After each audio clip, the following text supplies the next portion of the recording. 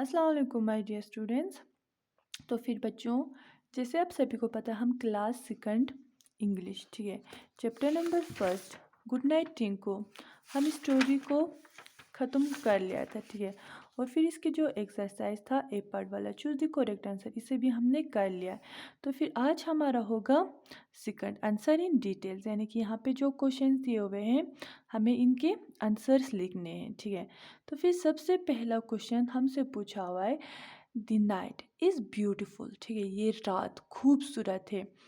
Who said this word, ये जो अल्फाज है, ठीक है, यानी कि ये जो वर्ड्स है ये किसने बोले थे, ठीक है। ये क्वेश्चन हमारा ये है, ठीक है, द नाइट इज़ ब्यूटिफुल, ये रात खूबसूरत है, ये वर्ड किसने बोला था। अब यहाँ पे ए पार्ट वाला इसी क्वेश्चन का पूछ रहा है कि हु सेड दिस वर्ड।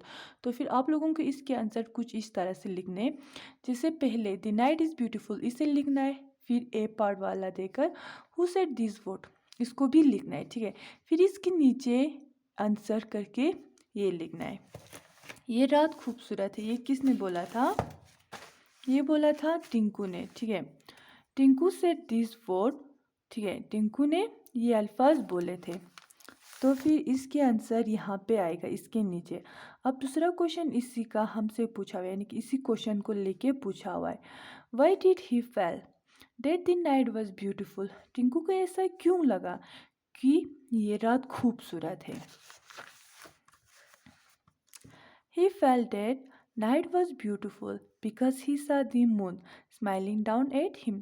उसे वो रात खूबसूरत इसलिए लगी क्योंकि उसने चांद को देखा, ठीक है, स्माइल करते हुए, इसलिए टिंकू को रात खूबसूरत लगी। तो फिर अगर आप लोगों को याद होगा, टिंकू ने उसी टाइम बोला था जब उसने चांद को देखा था, उसने क्या बोला था कि ये रात खूबसूरत है, ठीक है। तो फिर इसके बी पार्ट के आंसर हमें ये वाला लिखना है। अब हमसे सेकंड क्वेश्चन पूछा हुआ है, name the animals that Tinku meet that night, हमें उन जानवरों के नाम लिखने हैं, ठीक है, जो टिंकू को उस रात को मिला था, ठीक है। तो फिर मैंने आप लोगों को ये पहले भी बोला था, टिंकू मीट विथ, टिंकू किससे मिला था, बोलू, ठीक है।